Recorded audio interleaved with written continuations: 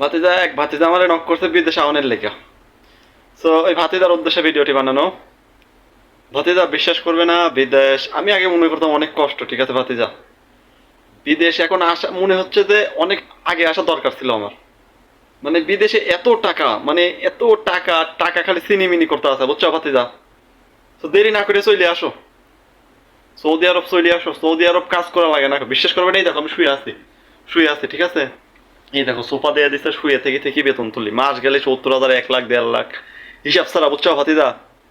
ভাতিজা দেরি না করে তাড়াতাড়ি, পাসপোর্ট তো আছেই, খালি এম্বাসির জমা দাও, 4 লাখ 5 লাখ টাকা দিয়ে চলে আসো, 5 মাসের ভিতর টাকা তুলে আলাই দিতে পারবে, বুঝছো ভাতিজা। দেরি না করে চলে আসো, তোমার জন্য শুভকামনা রইলো, শুভকামনা রইলো, তাড়াতাড়ি চলে আসো সৌদি আরব। টাকা খালি উঠতাছে, বুঝছো ভাতিজা, কি কব। ভাতিজা তোমাকে এর আগেও কইছি, আবারও করছি, চলে আসো ভাতিজা, টাকা অনেক, খালি